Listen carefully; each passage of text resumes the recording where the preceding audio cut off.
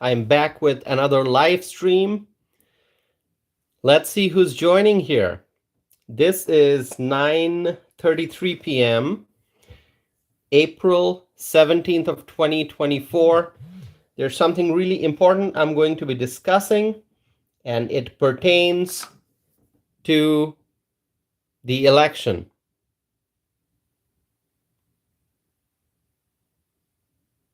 So I'm going to wait and see if people are joining.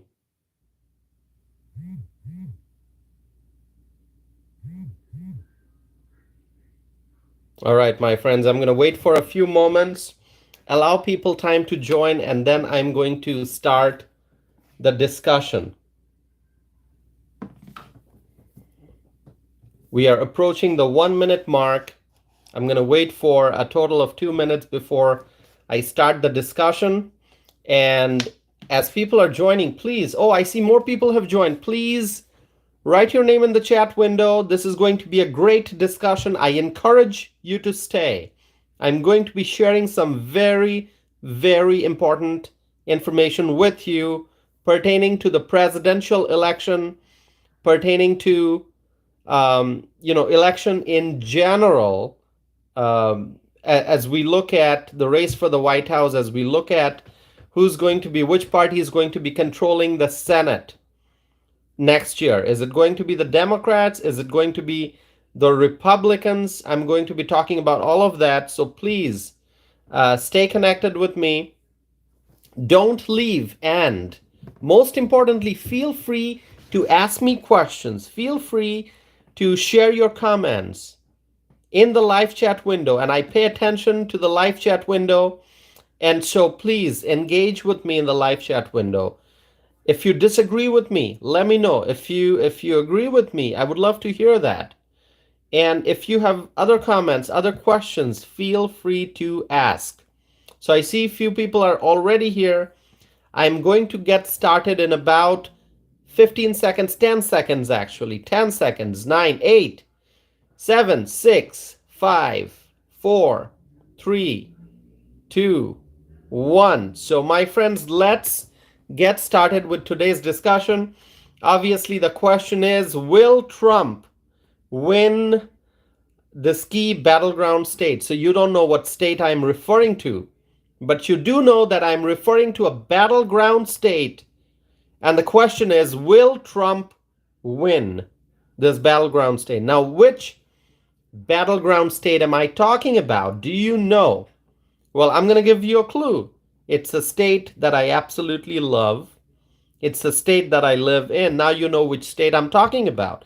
I am talking about Wisconsin. It is a battleground state. Some people call it a swing state. Whatever term you use, let me tell you, Wisconsin, very important for November 2024. And what happens in Wisconsin will help determine which party controls the Senate and which candidate wins the White House. Is it going to be incumbent Joe Biden? Is it going to be former President Donald Trump? Who's going to win the White House? Is Joe Biden going to win a second term?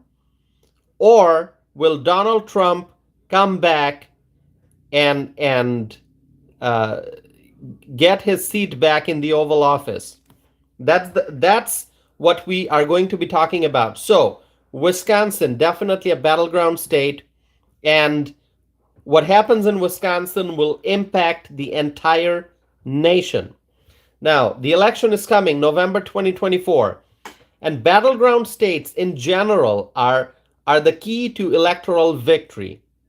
Okay, battleground states will determine which party controls the Senate, which party controls the White House. And Wisconsin is a battleground state. So the question that I'm going to ask you, are Republicans gaining strength in Wisconsin? And I will answer that question. But before that, let me tell you why Wisconsin in particular, we know it's a battleground state, but why is Wisconsin so important? In Wisconsin, there is a race for the U.S. Senate. U.S. Senate. Okay, now I'm not talking about the presidential race. I'm talking about the U.S. Senate race in Wisconsin. And for the GOP, this Senate race is key to winning the majority in the Senate, in the US Senate. All right? In Wisconsin, this Senate race that we're looking at, this Senate race, the result of this Senate race will help determine which party controls the Senate, which party will have the majority in the US Senate. Right now, the Democrats have the control of the Senate. But will Republicans regain control of the Senate? Will Republicans regain the majority in the United States Senate? That's the question. So I keep highlighting how important it is for the Republicans to regain the majority. Okay? We have some great justices on the Supreme Court, right? Justice Kavanaugh, Justice Gorsuch, Justice Amy Coney Barrett. These justices are on the Supreme Court. They are conservative justices. And how was it possible to get the conservative justices appointed to the Supreme Court? How did that work out? How did that whole process work? It worked because Donald Trump was in the White House and the Republicans had control in the Senate. The Republicans had majority in the Senate. Because after a president nominates an individual for the Supreme Court, it is the Senate that works on that nomination.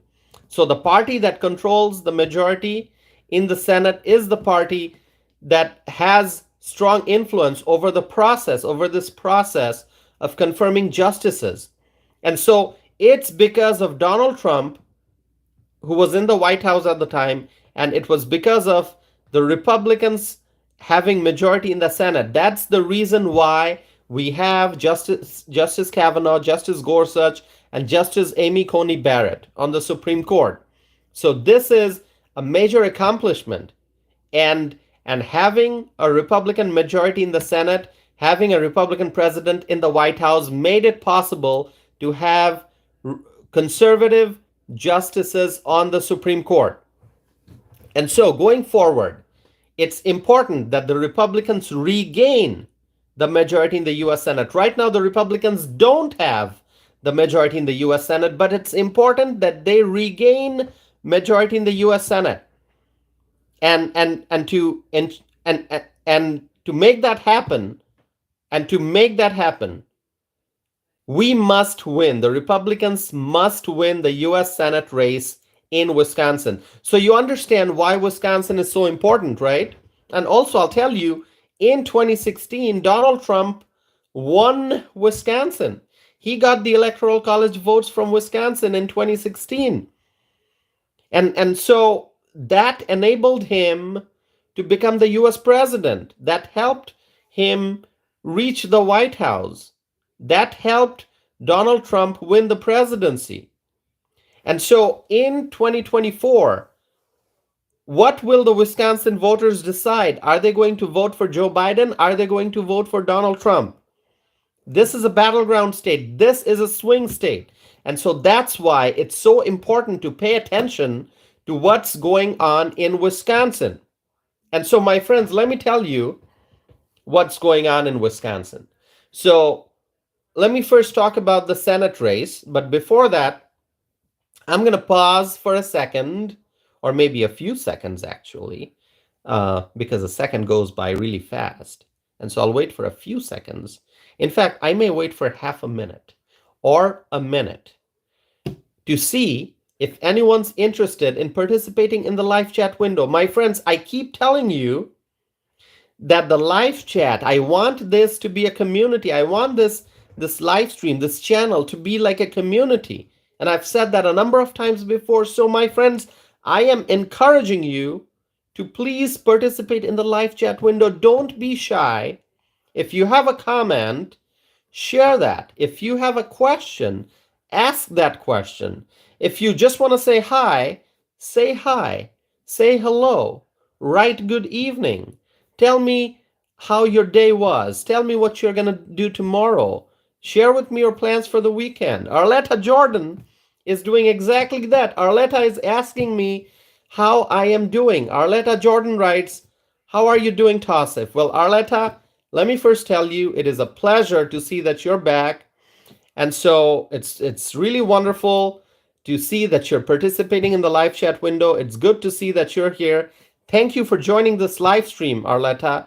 And now let me answer your question. Arletta, I am doing well. I'm doing well. Am I frustrated seeing what's happening in the economy? Yes, very much so. Okay, I'm sick and tired of inflation. Now, am I sick and tired of high gas prices, Arletta? Yes, I'm sick and tired of high gas prices. Am I concerned about the future of the country, Arletta? Yes, I am concerned about the future of the country. Does the border crisis make me worried? The border crisis makes me extremely worried.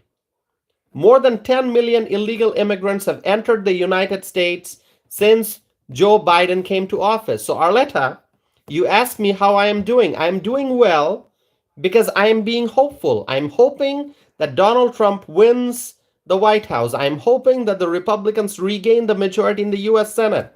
I'm hoping and praying that we get to keep our majority and grow the size of the majority in the House of Representatives. So, Arletta, because of my optimistic views and because of how much of hope I have in my heart, I am doing okay. But the economy is not doing well. Our cities and states are not doing well. There's so much of economic uncertainty. So there are many reasons to be worried. There are many reasons to be upset. There are many reasons to be frustrated. But Arletta, I'm doing okay because I have hope. Because I am hoping for a better future. So you asked me a question. I just gave you a very detailed answer, Arletta, but it's wonderful to see that you're here. And Arletta is asking me, Arletta is telling me, I like that shirt. Well, thank you, Arletta. I like it too. I got it a few years ago.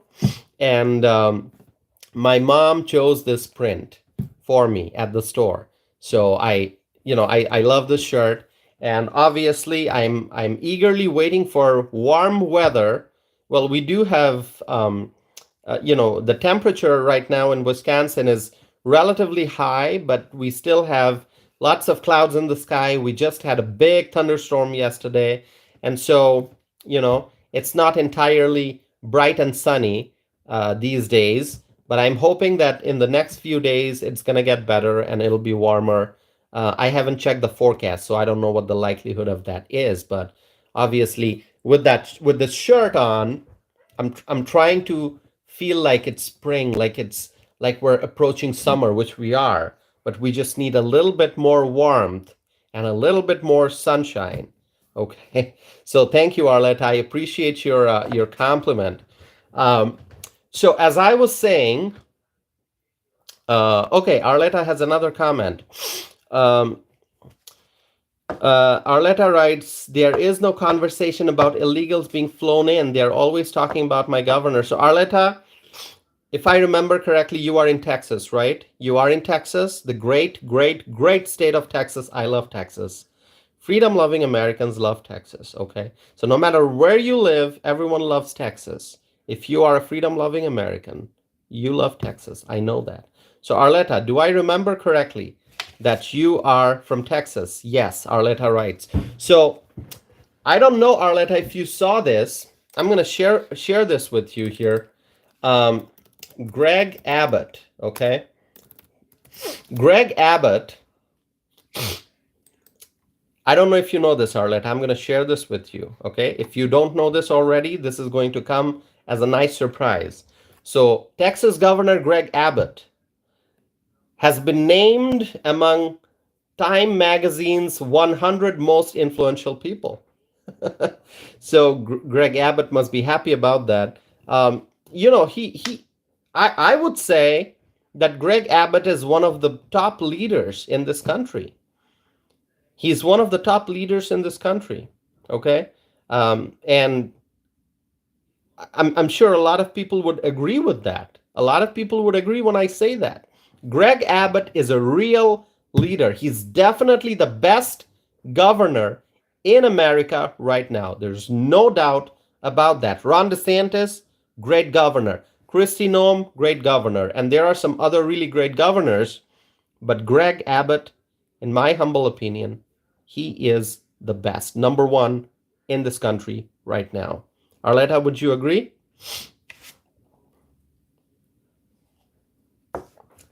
So, I just wanted to mention that Greg Abbott named among Time Magazine's 100 most influential people. So, going back to what I was saying, in the US Senate race in Wisconsin, what's going on? Who's the incumbent and who's running against the incumbent and who's likely to win, right? These are important questions I'm going to answer. Tammy Baldwin is the incumbent U.S. Senator in Wisconsin. There are 2 senators in each state. We know that. There are two U.S. senators in each state. Tammy Baldwin is the Democrat senator in Wisconsin, Democrat U.S. Senator. And she has been in office as a U.S. Senator after winning the Senate election in 2012. So in 2012, there was a Senate race. She won that election, and she was elected to the U.S. Senate, and then she was re-elected in 2018. I remember that race very clearly, 2018. I mean, it's amazing how time flies.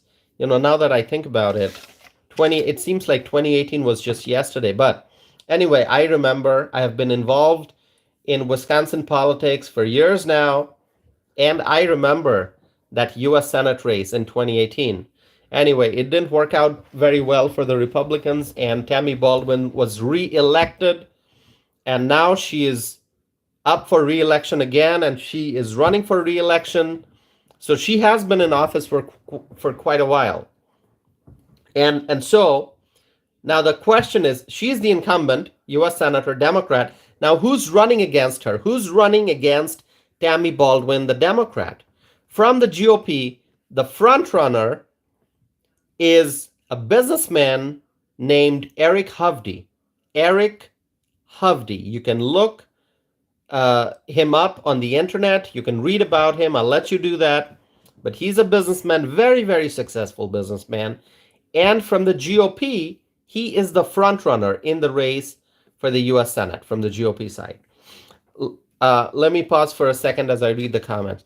Arletta writes, yes, he's in that club. So, yep, Greg Abbott, one of the 100 most influential people in the world. No doubt about that. According to Time Magazine, Time 100. So before I proceed, my friends, please participate in the live chat window. Look at Arletta, what Arletta is doing. Arletta is having a conversation with me. I can read Arletta's comments. I can see Arletta's questions, and I get to respond. And so I would encourage anyone who's watching this live stream, please participate in the live chat window. Okay? I welcome you to participate in the live chat window. Be a part of the conversation. Be a part of this community, a community that believes in free speech. We are Americans who believe in free speech. We believe in our constitutional rights. We love the United States of America. We want to see America as a prosperous nation, as a global leader, as a superpower, as a country that welcomes legal immigrants. We welcome legal immigrants. We oppose illegal immigration. This is America. We are Americans. And my channel, I want this to be a community where people can share their thoughts, ask questions, share information, have a conversation. And if you want to disagree with me, that's fine. If you don't like what I'm saying and you have different political views, that's absolutely fine. Share your views because I want to hear what you have to say. So participate in the live chat window and let's have a conversation, my friends. So with that, I'm going to move forward with some more things that I want to talk about. So Tammy Baldwin, incumbent U.S. Senator, Democrat, and she is up for re-election. She's running for re-election, and from the GOP side, the front runner is a businessman named Eric Hovde. I already mentioned that. Now, there is more than one Republican running for U.S. Senate in Wisconsin, but Mr. Eric Hovde is the frontrunner, and it is very likely that he's going to get the GOP nomination for U.S. Senate in Wisconsin. Okay, let me see. I think there's another comment. Focus is here. Focus writes, no more high inflation, Joe. Exactly. People are ready to reject Joe Biden. The Americans don't want another Joe Biden term in the White House. Okay, the Americans want a new leader, a different leader. The Americans want Donald Trump. Now, he's not exactly a new leader. He has been in the White House before. He served as president for 4 years, and now the people really want him back. The Americans are hungry for Donald Trump's leadership in the White House. But I'm going to get to that. But before that, I have some more things I want to say. Now, the question is, who is going to win the U.S. Senate race in Wisconsin? Is it going to be incumbent Democrat Senator Tammy Baldwin, or is it going to be GOP candidate Eric Hovde, who is a very successful businessman? That's the question. And so we have to look at the poll results to know what's going on, right? We have to look at some polls. But before I discuss the poll results, I have to take a sip of my tea again. Refreshing, my friends, refreshing. On evenings like this, when I'm really charged up and I'm excited and I'm optimistic and I'm hopeful and I'm having a great time on a live stream, I need some tea. So another sip. Let me know if you're drinking some kind of beverage as you're watching this live stream. Okay, I'd love to know what you're drinking. Iced beverage, hot beverage. Share that with me, my friends. So let's look at the poll results and try to find out what's going on. Now, the poll results may vary depending on which poll you are looking at. There are different surveys, different polls out there. And so depending on which poll you're looking at, the results may vary. And also depending on when the poll was conducted. When was the survey done? When was the poll done? Was it done back in March? In April? First week of April? Second week of April? The results may vary depending on what week, what month, and so on and so forth. So the Marquette University Law School poll is a poll that many people in Wisconsin follow very closely. In Wisconsin, if you are involved in the world of politics, then it is very obvious that you'll know about the Marquette University Law School poll. Okay? And so that's what I'm going to be talking about today. The results of the latest Marquette University Law School poll came out, and let me share with you this. In the U.S. Senate race, if you look at Democrat Senator Tammy Baldwin and you look at the Republican challenger Eric Hovde, let me tell you what's going on. Among likely voters, the race is a tie. The race is a tie. On one hand, you've got Tammy Baldwin, U.S. Senator, two-term senator, running for re-election because she wants to be re-elected and she wants to serve a third term. Okay? So she is in her second term right now. She has been in office since 2013 because she won the election in 2012. So the senators get sworn in January. The following year. So she won the election in November 2012, got sworn into office 2013. She has been in office since then. And so this is her second term. She wants to be re-elected for a third term. And so you've got a U.S. senator who has a lot of political connections. She has been in office for many years. And you've got a political figure like that, like Tammy Baldwin, and then on the other hand, you have a GOP challenger. You've got businessman Eric Hovde, and we are still months away from the election date. And it's amazing to see that the race is already a tie. You've got an incumbent senator, and usually incumbents have an advantage. But in this case, according to the Marquette University Law School poll, the race is a tie when you look at likely voters. It's a tie. It means that 50% for Baldwin, 50% for Hovde. The incumbent got 50%, and the GOP candidate, Hovde, he got 50%. When you look at likely voters, this race is a tie, which is amazing. This is April when the results were published, and the election is in November. So we're still months away from the election date, and it's already a tie, which is pretty amazing. It's significant. So now let me tell you that now let me tell you some other share with you some other data from the Marquette University Law School poll.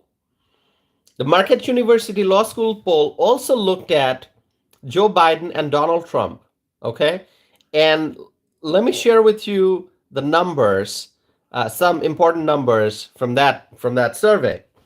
So, former President Donald Trump is supported by the way, I keep telling you that I have allergies, and so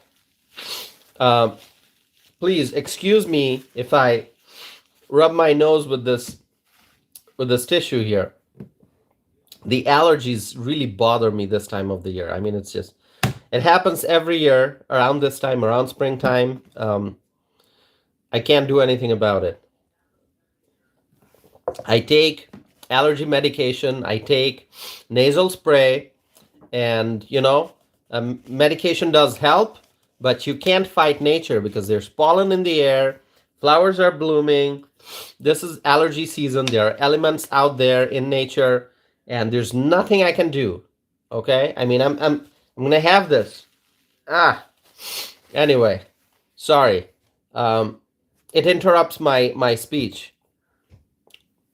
So as I was saying, the Marquette University Law School poll looked at President Trump, former President Trump, and the incumbent President Joe Biden.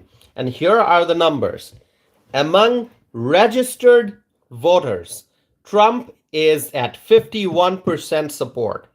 51% support in Wisconsin among registered voters, 51% support for Trump, and that's according to the Marquette Law School poll survey.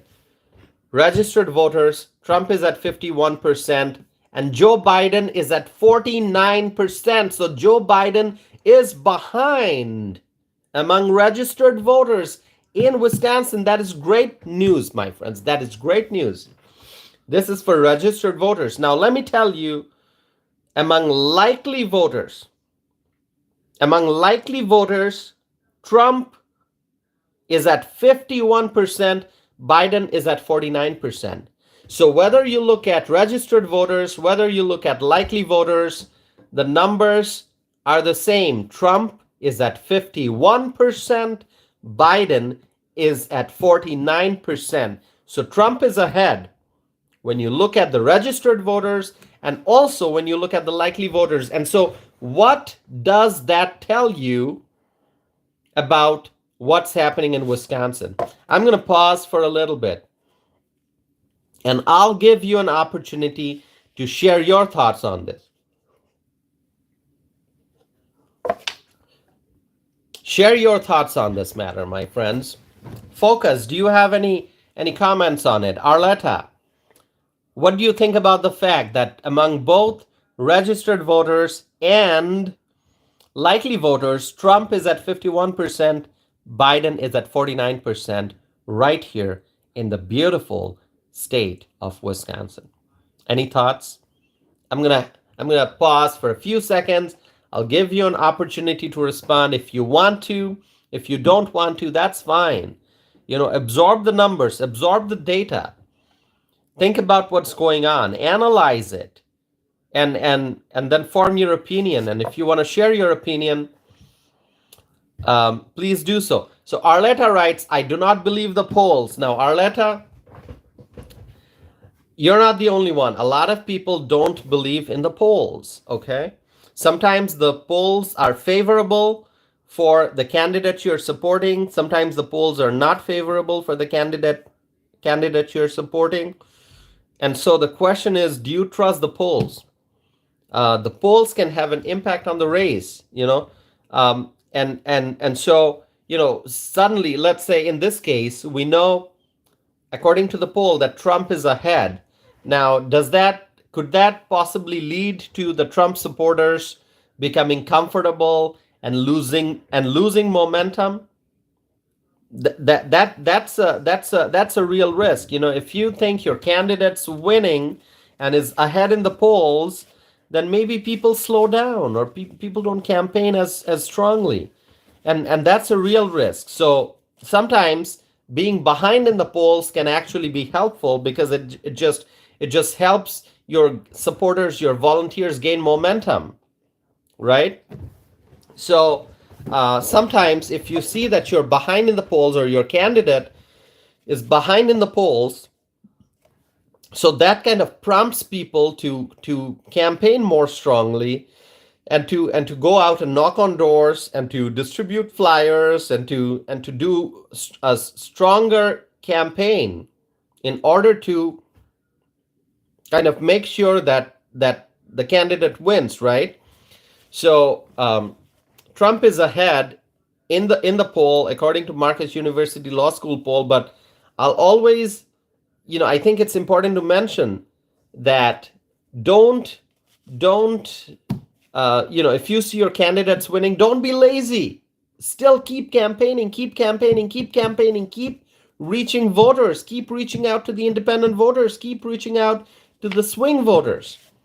And it's very important. So I see that Trump is at 51%, but I think it's important to campaign even more strongly. All right. I mean, remember when in 2016, Hillary Clinton thought that she was going to win Wisconsin, and that there's no way that Trump was going to win Wisconsin in 2016, and Hillary did not campaign in Wisconsin as much. Hillary, obviously there were Democrat Party folks who campaigned and stuff like that, but Hillary Clinton kind of took Wisconsin for granted. She thought that she's going to win Wisconsin, and guess what ended up happening? Hillary Clinton lost Wisconsin in 2016. Donald Trump made history by winning Wisconsin for the first time in many, many years. And so that happened because Donald Trump paid attention to Wisconsin. Donald Trump campaigned in Wisconsin. He came to Wisconsin. He held rallies, and his campaign staff, they were working very hard. His campaign volunteers were working very hard. So when I see that Trump is at 51% support among registered voters and likely voters, the only message I have for the Trump campaign people and the Trump supporters and volunteers: don't lose your momentum. Don't lose your momentum. Okay? Don't think that you're ahead in the polls and you can now relax a little bit and take a deep breath. No. Keep campaigning, keep reaching more voters, keep reaching out to the Republicans, keep reaching out to the independent voters. Try to win more independent voters. And also, there are Democrats out there. There are Democrat voters out there who are sick and tired of inflation. And there are Democrat voters out there who are sick and tired of the Joe Biden administration and the illegal immigration and the gas price increase and high inflation. And so there are people out there who voted for Joe Biden in 2020, but they're not going to vote for Joe Biden in 2024. Now, can the Trump campaign people reach out to these Democrat voters and try to persuade them to vote for Trump because Trump ensured a good economy, because Trump governed really well, because when Trump was in office, we didn't have any new wars. So can the Republicans win some Democrat voters and bring them to the Republican side? It is possible, but it requires tremendous effort. It requires strong campaign strategy. It requires a lot of, hard work, but it is possible.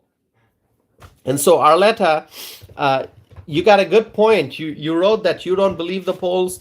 You're not the only one. There are many people who don't believe the polls, and the polls can, depending on what poll you're looking at, you can sometimes, the information may end up being inaccurate, or you may not get a true picture of the electorate when you're looking at polls. But obviously there are so many polls out there, which is why I mentioned at the start of this live stream that depending on which poll you're looking at, depending on when the survey was done, what week, what month, the results can vary. Okay, because the results are dynamic, changing every day. Louis from Oklahoma is here. Louis writes, "Hello, good evening. My opinions and feelings about polls and election system is it's not honest or straight." So, Louis, thank you for sharing your thoughts. I appreciate it. I just wanted to share the latest Marquette University Law School poll data, but then obviously, as it's pretty clear from the live chat that not everyone completely believes the polls, right? It can change. Arletta writes, Chicago is going to show up for President Trump. And what can I say about Texas? What can you say about Texas, Arletta? Texas is for Trump. T for Trump, T for Texas, and Trump's going to win Texas. Texas love Trump, and Texans, they absolutely love Trump, and they are going to vote for Trump. I know that. I have confidence, strong confidence on the people of Texas, some of the strongest people, some of the most brave Americans in Texas. I love Texas.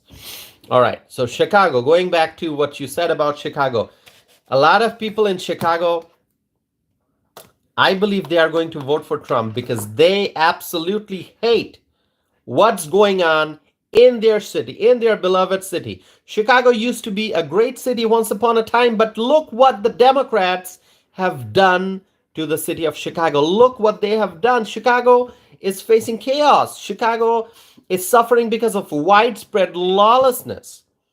The rule of law in Chicago is being eroded, and that's happening because of the Democrat politicians. Brandon Johnson, as I said before, one of the worst mayors in America. The worst is still Eric Adams. Eric Adams is still the worst. But Brandon Johnson, one of the worst. And now it seems Mike Johnston of Denver, he seems to be gaining momentum. And very soon, I mean, at the rate that he's moving forward with all his awful policies, very soon I may end up saying on this live stream, on this channel, I may have to come before you and I may have to tell you all that, hey, you know what? Eric Adams is no longer the worst mayor in America. And Brandon Johnson also could not secure the number one spot. And because the number one spot now goes to Mike Johnston of Denver. So there may be a day when I come before you and I say that because Mike Johnston, oh my God, what he is doing, he's cutting police budget and he's allocating, he and his, liberal allies in Denver, allocating tens of millions of dollars for the illegal immigrants by cutting police budget. I mean, think about it. This guy is going to push Eric Adams out of his number one spot in the list of the worst mayors in America, and Mike Johnston of Denver will soon be the worst mayor in America. I think that day is coming very fast. Okay? Let's see. Any more questions? Any more comments, my friends? I always appreciate when you all participate in the live chat. I really do. Okay? And so I have more things to discuss, but I want to take a little bit of a break and read your comments. So Arletta writes, I had to inform my mother that Martin Luther King was Republican. Well, thank you for doing that, Arletta. Thank you for doing that. I really appreciate it very much. And so, Martin Luther King, great leader. And I'm gonna show you one thing here real quick, if I can find it. All right, I have a book that I read, a book about Martin Luther King. Let's see. Give me 1 second. I will be back. Arletta, you mentioned Martin Luther King. I'm coming back in a second here.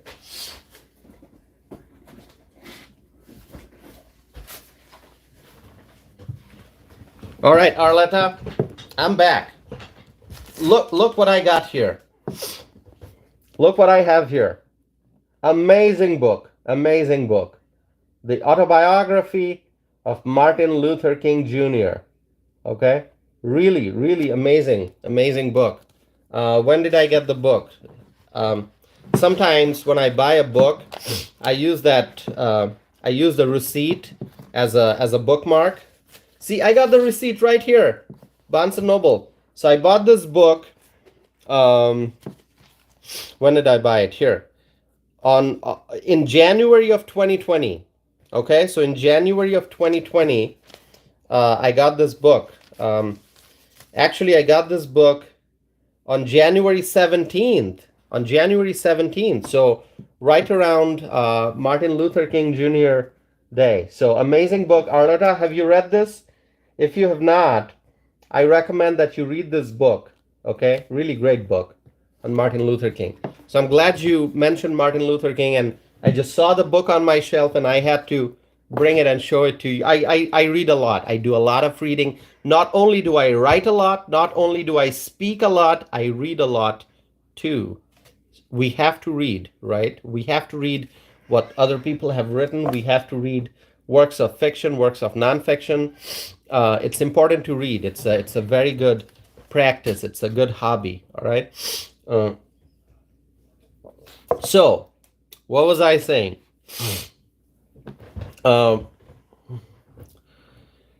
So Trump is ahead when you look at registered voters and when you look at likely voters in Wisconsin, according to the Marquette University Law School survey, the recent results. Okay, Trump at 51% among registered voters, Biden 49. Same results for likely voters. Trump 51, Biden 49.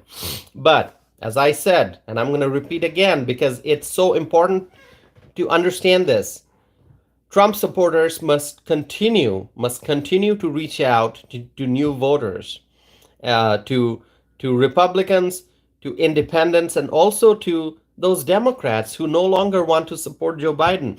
Reach out to more and more people and try to increase the base, the Republican base, and don't feel relaxed just because the poll says Trump is at 51%. Don't feel relaxed. Work harder. All right. So I'm going to continue here. So what does this tell you about what's happening in Wisconsin? Now, it's up to you if you believe in these results of the Marquette University Law School survey, or if you don't believe the results. It's obviously, personal decision whether you're going to trust the results or not. And that can be said for any and all survey, any and all poll, right? And I know that some people, they trust a certain poll, but they don't trust some other poll. And there are voters out there who don't trust any polls. And there are voters out there who trust poll numbers. So JW is here. JW writes, yes, we can't take any chances. We must vote. Exactly, JW. Great point. We must vote because our vote is our voice. Okay? Now, are you going to sit silently and not participate in choosing elected officials? If you want to sit silently, then people just sit silently. But if you wanna vote, then by voting you are actually using your voice, because your vote is your voice. You are making your voice heard when you go to the polling station and you vote for the candidates that you want to see in the Senate, in Congress, in the White House, on the city council, on the village board, on the county board, any and all elected positions. Uh, JW writes, I like to go off an average of the polls. That is great, JW, and I know some people who do that. They look at all the different polls and they take the average and they use the average as a more accurate uh, estimate of what the true picture is like. So thanks for mentioning that. Great points. And this is exactly why I encourage people to participate in the live chat window, because when you participate, you know you are sharing your thoughts, and I learn a lot too. I obviously learn a lot from the live chat, and then I'm sharing my views, my thoughts, but I want to hear what you have to say. And sometimes, like over here, I'm talking about the Marquette University Law School poll, but JW just mentioned that JW likes to look at the average of the polls, and that is such an important point. That is a very important point. And so, thank you, JW, for mentioning that. And my friends, anyone who's watching who has not participated in the live chat, please participate. I see there are several people who are tuning in now, but have not participated. So please participate. JW writes, and throw out any outlier polls because there's always a few that are way off. We saw that in 2016, JW. We saw that in 2016, how some of the polls were really off. And there were all these pundits on TV, and they were saying how Hillary Clinton was going to win. And guess what happened? We know what happened. Donald Trump won in 2016. And many political pundits did not see that coming. Their predictions told them that Hillary Clinton would win, but Hillary Clinton lost in 2016. Many political pundits couldn't predict that Trump would win Wisconsin in 2016, but that happened. Trump did win Wisconsin in 2016, and it was a record. It was such an amazing achievement for Trump to win Wisconsin in 2016. And so obviously, JW, I completely understand your points that there are some outlier polls and some polls that are way off and not accurate. Okay, let me look at the live chat here. JW writes, but we need more polls, a lot more polls. I hope they will keep trending in Trump's favor. Absolutely, absolutely, absolutely. That's what I'm hoping for, and that's what I would love to see. Louis writes, most governments in world is imperfect, but I know God can intervene again, as in 2016, and overrule the plans of government. So, yep, if you look around the world, now let's talk about countries, other countries. So we're talking about governments beyond U.S. borders, okay? You look at different countries around the world, you look at different governments, different regimes, different authorities, and obviously there are parts of the world where there's a lot of corruption in government, and people are afraid to voice their opinions. Freedom of speech is not like here in the U.S. In the U.S., we can criticize government, right? But in many countries, if people criticize government, then they face severe consequences. So freedom of speech doesn't exist all over the world. There are countries where freedom of speech is non-existent, and it's really sad, because I think freedom of speech is something that should be universal. Any human being created by God should be able to exercise freedom of speech. Maya Sisters is here. Maya Sisters, greetings to you. Wonderful to see that you're here. You're joining. You mentioned that you're joining late. Doesn't matter, Maya Sisters. We're glad you're here. So, we welcome you, and really your participation is important. So thank you for joining, Maya Sisters. And so I want to ask you, Maya Sisters, did you get to attend the 2nd Congressional District Caucus? where I spoke. I don't know if you attended that. I know you live in Middleton. You mentioned that previously, and that event was in Cross Plains. So I don't know if you were there or not. There were a lot of people in that room. So I don't know. So I'm just gonna ask you. Feel free to answer if you want to. Okay. Um, so Maya Sisters writes, no, I could not attend. Is there a video recording? Yes, Maya Sisters. There is a video recording. There is a video recording. So let me just see if I can send this to you. Um, Give me 1 second. I'm gonna see if I can send the video recording to you. Maybe I can write a comment and share that. Just give me 1 second, okay?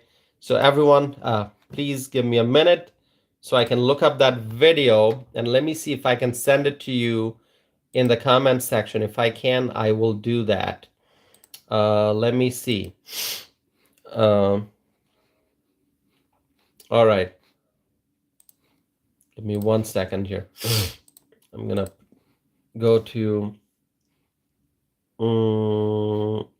my channel here live. Let me see if I can comment here. All right, let's see. Okay, Maya Sisters, do you see the link that I just posted? Can you see that?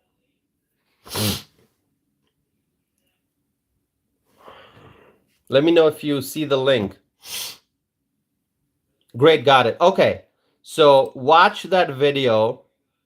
It's 19 minutes and 53 seconds. So my speech was 19 minutes long, and then a few seconds to get up on stage and a few seconds to come back from the stage.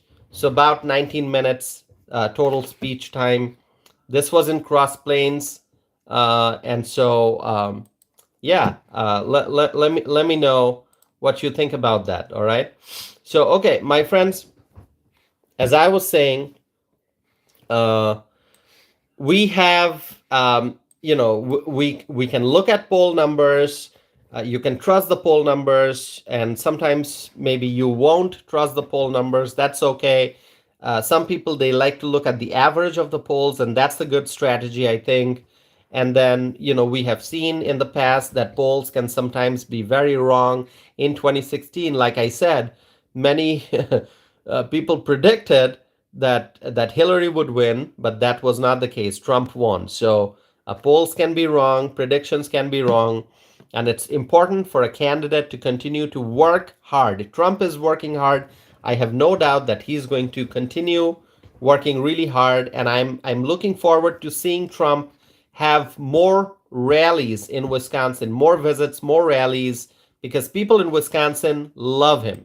So I'm looking forward to Trump visiting Wisconsin more and more and more in the months ahead.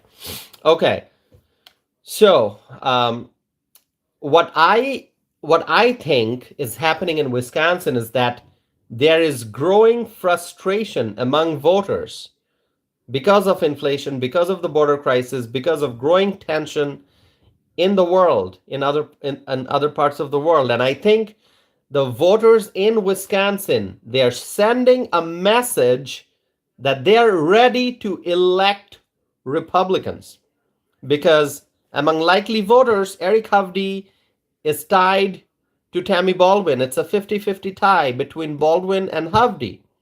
And we are still months away from election. And this is for likely voters. And for registered voters and likely voters, Trump is at 51%, Biden is at 49% in Wisconsin, according to the Marquette University Law School poll. So if you trust the results of this poll, then you know that Wisconsinites are sending a message that they are ready to elect Republicans and they are ready to reject Democrats. And I think in 2024, we'll see a repeat of 2016. I think that Donald Trump is going to win Wisconsin this November. And I think that Wisconsin will vote to hand over the state's electoral college votes to Trump November 2024. I think Trump is going to win the electoral college votes from Wisconsin. And if that happens, that will be so awesome. That'll be so awesome because we cannot have 4 more years of the Joe Biden administration. We have to win. So, in a recent speech, and that's the speech that I'm referring to, the link for which I sent to my sisters, that speech that I delivered in Cross Plains at the 2nd Congressional District Caucus. Um, I in that speech I asked people to be vocal. I asked people to be fearless and to be vocal because I believe that we have to speak up and talk about the problems that we are facing. Now, before I continue, let me look at what Maya Sisters wrote. Maya Sisters writes, Tosif, what is the margin of error for the Marquette poll? If it is 51-49 Trump over Biden, then it is a tie if the margin of error is 3 to 4%. Great point. Great point, my sisters. What I'm going to do is send you the link here to the law school poll. All right. I'm going to post the link here and I'll let you look at it. Okay. So I posted the link. You can look at the results and you can see the margin of error there. You'll find it. So yeah, okay. You're welcome, my sisters. I'm glad you got the link there. So check out the link and let me see. What was I saying? So I asked people to be vocal because we have to speak up and we have to talk about the problems that we are facing. And we cannot simply absorb the economic pain and all the suffering and just sit silently. We have to share information about how is it that we are struggling. People are struggling to pay their bills. People are struggling to buy groceries. People are finding it very difficult to put food on the table. People are finding it challenging to afford medicines. People are struggling to pay medical bills, and people are struggling to pay rent, and they're struggling to pay mortgage. And when people need to get vehicle repairs done, they find it very difficult to pay hundreds of dollars or thousands of dollars for vehicle repairs because costs have gone up significantly. So I believe that it is time to speak up. I know many people who seem to be hesitant to talk about their financial challenges. Obviously, it's kind of hard for people to go out there and to say, hey, you know what? I'm struggling financially. It's so difficult. Paying rent is so challenging, and all the expenses have gone up. It's so difficult to keep up with the expenses, and groceries have become so expensive, and it's hard to put food on the table. It's very hard. A lot of people are going through these challenges, not just in Wisconsin, but all over the country, but they're hesitant to talk about these financial challenges, obviously, and I understand the reason for the hesitation. If people are struggling, they don't like to advertise it. They don't like to talk about it and let other people know that they are struggling. But the thing is, the problems that people are facing now, it's not because of their own fault. It's not their fault because people are facing financial challenges as a result of the Biden administration and their policies. The Biden administration is anti-fossil fuels, and the Biden administration's energy policy has resulted in high gas prices. The Biden administration's mismanagement, economic mismanagement, has resulted in reckless government spending and inflation. And the Biden administration cannot govern properly, which is why we continue to see supply chain problems. And because the Biden administration, doesn't know how to govern, we're seeing more crimes and more lawlessness as a result of the border crisis. And there are so many other problems that we have in this country, and it's because of the Biden administration and their policies. And so I believe that people must speak up and share their stories. I think people must talk about how they are having to make sacrifices in their everyday life Many people don't go out to eat anymore. Many people cannot afford vacation anymore. Many people are repairing and wearing their old clothes because they cannot afford new clothes. And many Americans are eating less food so that they can save money and pay for medications. And many people are not taking their medications on time, or they are skipping medications because they don't have money to pay for medications, because they have to buy food and feed themselves and their families. So these are real stories, people with real problems, and people all around us are struggling. As I said, they may be suffering in silence. They may not be speaking about these issues loudly. They may not be sharing about their struggles, sharing information about their struggles, but people are finding it extremely challenging to deal with the kind of economic uncertainty that we're going through right now, all around us, everywhere. Everyday Americans are struggling. And so I think people in Wisconsin are ready for change. Here in Wisconsin, people are ready to reject Joe Biden, and they are ready to vote for Donald Trump. And people are ready to vote for GOP frontrunner Eric Hovde for U.S. Senate. And people are ready to reject Democrats, and Wisconsinites are ready to vote for conservatives, to vote for Republicans, to vote for freedom-loving Americans like Donald Trump. My friends, let me pause for a second and see if there are some comments here. JW writes, I still think it's going to be very close in Wisconsin and Pennsylvania. JW, you mentioned Pennsylvania. I don't know what to say. JW, you mentioned Pennsylvania. What can I say about Pennsylvania? I don't know what to say about Pennsylvania. Pennsylvania politics,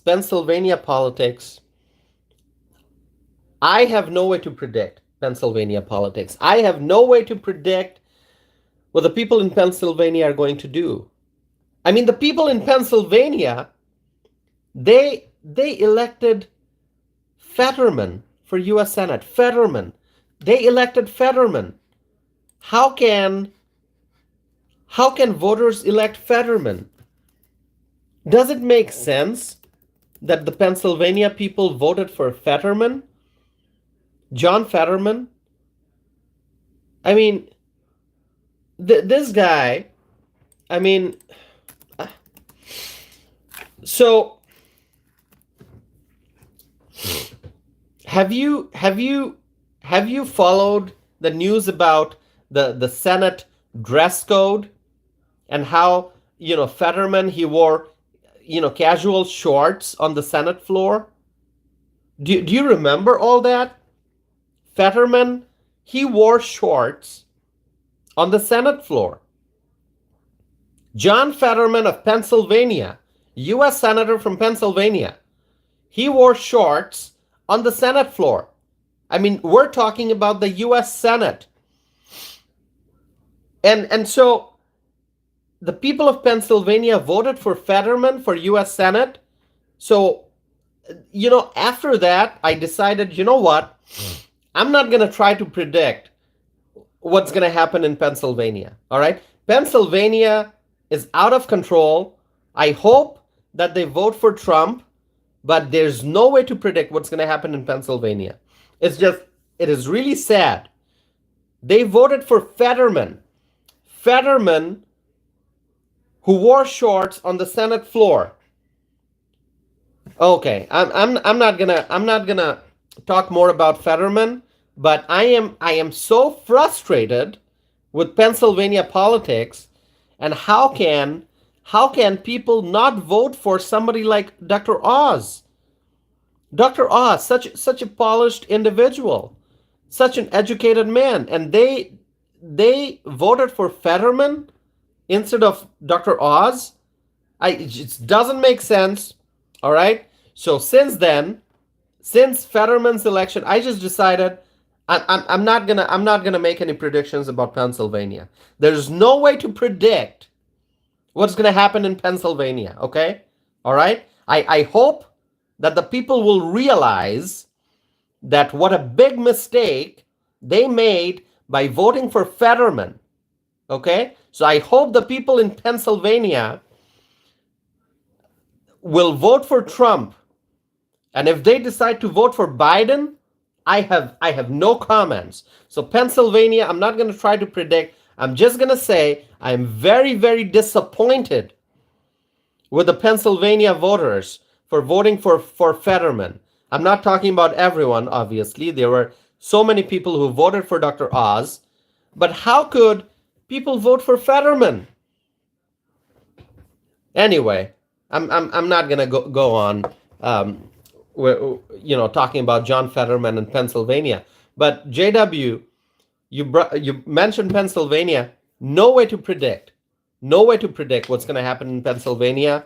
Only God knows what's going to happen in Pennsylvania. We have to wait and see. JW writes, my sister's writes, what are the swing counties in Pennsylvania? What are the competitive counties or districts? I don't know. I have not studied the map. So, and I see that questions, addressed at JW. So JW, I'll let you answer. I see JW is writing some comments about Philly and Pittsburgh. JW writes, have you heard Fetterman lately? He sounds like the only Democrat that has some common sense right now. I have seen that there are some news about John Fetterman, but I really have not, I haven't read the details, but I'm just upset that the Pennsylvania voters voted for Fetterman. I mean, just think about what a great U.S. Senator Dr. Oz would have been. If people would vote to elect Dr. Oz, he would have been a great U.S. Senator. That would be so great if we had Dr. Oz in the Senate. Anyway, let me continue here.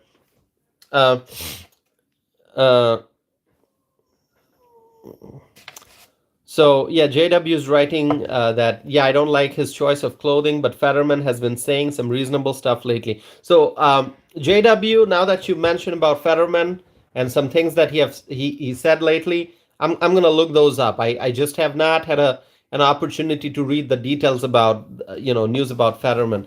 JW writes, that was disappointing about Dr. Oz. Yeah, Dr. Oz, he would have been such a great U.S. Senator from Pennsylvania. The Pennsylvania people would have been very happy if they had Dr. Oz as the U.S. Senator. But sadly, that did not happen. Fetterman got elected, and now Fetterman's in the U.S. Senate from Pennsylvania. All right, so JW, now after reading your comments, I'm gonna read more about Fetterman, and maybe I'll learn a little bit more about what Fetterman's been doing lately. Okay. So Maya Sisters writes, Fetterman had a compelling story that resonated with people after his stroke. That is my opinion. Maya Sisters, I understand what you're saying, but the thing is, between Fetterman and Dr. Oz, it's about, electing someone who can do the job well, somebody who can communicate clearly and frequently with the public, somebody who is going to be listening to the will of the people and pay attention to what the people of the state want, somebody who is going to be a great advocate, a great representative of the people of the state. And Dr. Oz was, I thought, he would have been a great senator. I think he would have been a great senator. And so between Fetterman and Dr. Oz, how people chose Fetterman, it's just mind-boggling. But anyway, whatever happened. Fetterman's now in the Senate, and I hope that in 2024, Pennsylvania, they choose Trump. That's my hope. All right, so let me now move forward here. We've talked about Fetterman. We've talked about Pennsylvania. I'm going to go forward here. And so going back to what I was saying about Wisconsin, the people of Wisconsin, they are ready to reject Joe Biden. The people of Wisconsin um, are ready to elect Donald Trump. That's what I believe. That's my hope. That's my expectation. My sisters writes, Tossif, don't underestimate the power of telling a good narrative. Scott Walker, governor of Wisconsin, was good at this. Scott Walker, he's a great speaker. You know, his speeches, the way he communicated with the public, he was great, charismatic character. People liked him. People still do, and people actually miss the days when Governor Walker was in office. He was just a what he did for Second Amendment and for voting, voter ID, and to create a more business friendly climate in Wisconsin.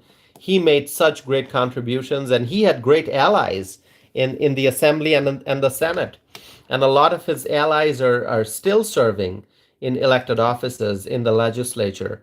And so people miss Governor Scott Walker.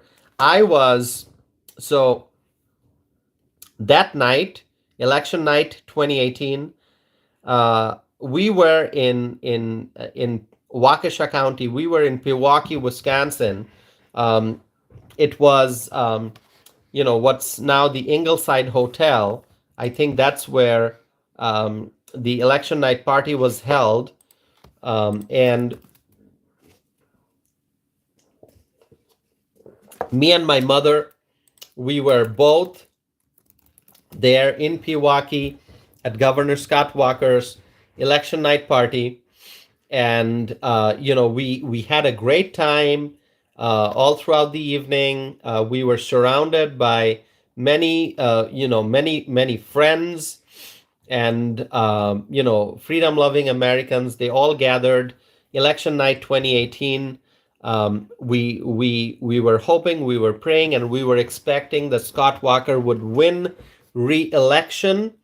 And sadly, the results turned out to be something very different, and we were shocked. I mean, I remember those moments. I remember those moments, and actually, a lot of people saw me on TV because I was right there, very close to the TV reporters and the cameras. Me and my mom, we were both there, as I said, surrounded by many freedom-loving Americans with many of our conservative friends from across the state.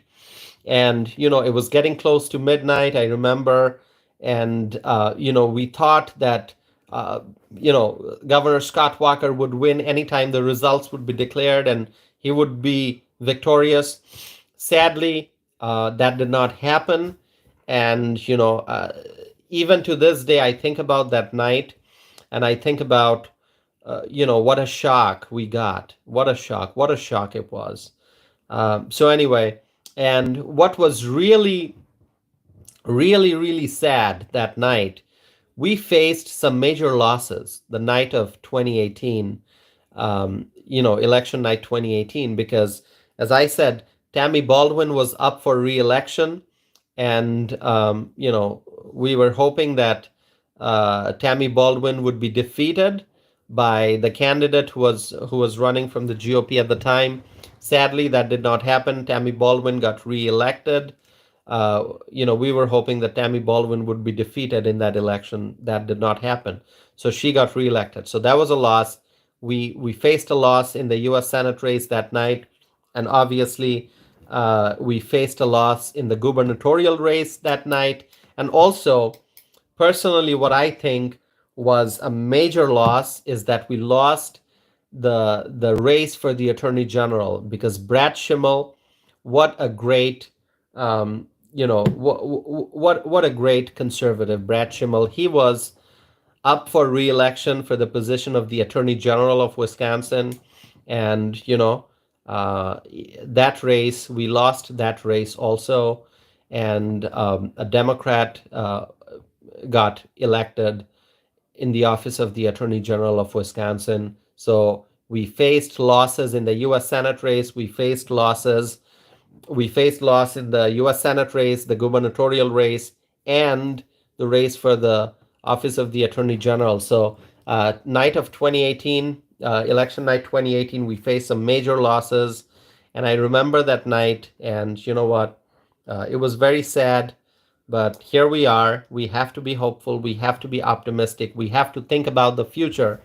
And so, you know, hopefully, um, we'll have victories in 2024, and then we will have to start thinking about 2026. Okay, 2026 is going to be very interesting and very important, but I'm not going to talk about 2026 just yet. Let's focus on 2024, and you know um, let me just continue with some of the points that I was mentioning. So, um, illegal immigration continues to be probably, inflation and illegal immigration. These are the two big concerns that people have, that American voters have. And let me tell you what Elon Musk recently said about illegal immigration. In February of 2024, Elon Musk said, and these are his words, he said, "I'm ringing the alarm bell because the flood of illegals is crushing the country." These are Elon Musk's words, February 2024. He said that he's ringing the alarm bell because the flood of illegals is crushing the country. And then this month, Elon Musk wrote a post on X, which is formerly known as Twitter. So now it's known as X. Elon Musk wrote the following. He wrote, "I am very much in favor of legal immigration, being an immigrant myself, but allowing a flood of millions of unvetted people to enter the United States illegally is insane." Insane. Uh, Once again, I'm going to repeat what Elon Musk wrote. He wrote, "I am very much in favor of legal immigration, being an immigrant myself, but allowing a flood of millions of unvetted people to enter the United States illegally is insane." So Elon Musk, clearly he's raising concerns about illegal immigration, and he's expressing his support for legal immigration, because Elon Musk is also an immigrant. Elon Musk is also an immigrant. He's not an American by birth. So he's an immigrant, and he's saying that he's in favor of legal immigration, and he's expressing his opposition to illegal immigration. Excuse me, my friends. And so, Elon Musk, he has a powerful voice. There's no doubt about that. He is one of the richest men in the world. We all know that. He's also a brilliant mind in science and technology. Obviously, if you follow all the things that he is doing with SpaceX, and coming up with latest developments in science and technology, he's doing great. He's extremely popular. And he's using his voice to raise concerns about the flood of illegal immigrants. So, I appreciate Elon Musk raising concerns. I appreciate Elon Musk expressing his support for legal immigration and expressing his opposition to illegal immigration. So I appreciate Elon Musk for all of that. And here in Wisconsin, my friends, I think our state is at risk. And I'm afraid that more and more illegal immigrants will enter Wisconsin. It's a real possibility. And our neighboring state, as we know, is a sanctuary state, Illinois.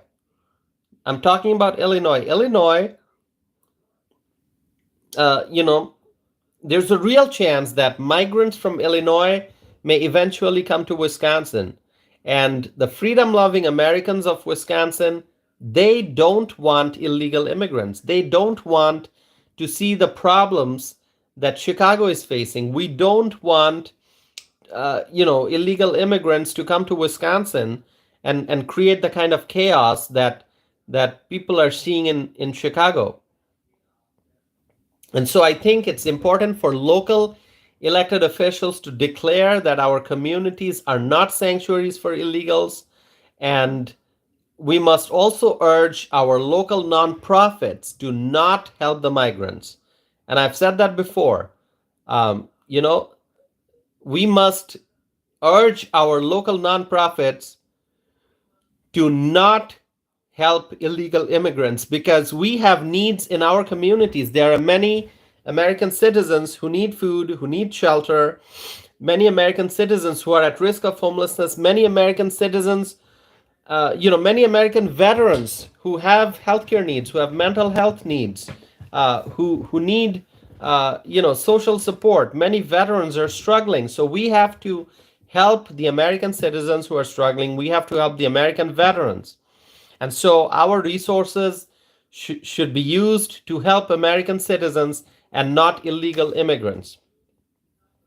My friends, that's pretty much all the comments that I had for today. Let me read some of the words here in the live chat window. Uh, My sisters writes, toss if I think Walker made a mistake running re-election for governor. Walker should have challenged Baldwin in the Senate. My sisters, what's done is done. We can't change the past. I I I was really hoping that Walker would win re-election for governor. That didn't happen, and here we are. But we have to think about the future now. We have to think about electing Eric Hovde to U.S. Senate. All right, we have to defeat Tammy Baldwin, and that should be the focus now. And we obviously have to help Donald Trump get elected to the White House again. And we have to also make sure that Jim Justice wins in West Virginia. We have to make sure that Larry Hogan wins in Maryland. We have to make sure that Kari Lake wins in Arizona. We have to make sure that we regain the majority in the U.S. Senate. And we have to make sure that Bernie Moreno wins in Ohio. Ohio is important. JW, I don't know if you're still here, if you're still tuned in, but JW, let me tell you, I'm going to be paying attention to Ohio, and I'm hoping that Bernie Moreno wins. Ohio already has a great U.S. Senator J.D. Vance, and I'm hoping that Bernie Moreno also wins in 2024. JW writes, yes, Ohio. So Ohio is going to be so important in 2024, my friends. So that's pretty much all that I have for today. I don't have much more to add to the comments that I already mentioned. I'm happy to answer your comments or questions. Let's see. Arletta writes, okay, good night all. It's been real. Pray heartily. Thank you, Arletta. Thank you for joining. Maya Sisters writes, good chatting with you all. Have a great night. Well, thank you, Maya Sisters, for joining. JW writes, yes, me too. I'm real confident. I'm not real confident, but it's possible. We have to win, JW. We have to have hope. We have to have energy and enthusiasm. If Eric Hovde can win, if Bernie Moreno can win, if Larry Hogan can win, if Jim Justice can win, if Kari Lake can win, we will regain the majority in the U.S. Senate. If Donald Trump can win, we will have a Republican president in the White House. And if congressional Republicans win, we will be able to grow the size of the majority in the House of Representatives. We have to hope. We have to pray. I'm hopeful. I'll keep praying. And, I will continue to exercise my First Amendment right to free speech. I'll continue to be vocal and to be fearless. And I'll continue to raise awareness. I'll continue to talk about issues that matter to us. And, my friends, we have to win. It's about the future of the country. So thank you all for joining my live stream. That's all for today. Unless you have any more questions or comments, I'm going to be ending this live stream here, maybe in a minute. Thank you, everyone. Maya Sisters, JW, Arletta Jordan, And anyone, have I missed anyone here? Uh, Louis was here. Thank you, Louis, for joining. I appreciate each and every one of you. And anyone who tuned in but did not comment anything during the live chat, please, I hope you'll tune in again and I hope you'll participate in the live chat. It's up to you if you wish to. Feel free to visit my website, tossifanam.net. And if you want to send me an email, please send me an email. I'm going to write my email address and my website here. So my website is tossifanam.net. I just posted that. And my email address is tossif at tossifanam.net. So it's tossif at tossifanam.net. So you've got my website, you've got my email address. Please feel free to reach out to me. If you want to share your thoughts with me, if you have something you want to bring to my attention, but you are hesitant to do it in a live chat, feel free to email me. Send me an email and go to my website. I would really appreciate that. And thank you everyone for joining, for continuing to stay connected. I will be back again with more videos, more live stream. Thank you once again so very much. Have a wonderful night, everyone, and I'll be back again soon. Thank you. Bye-bye.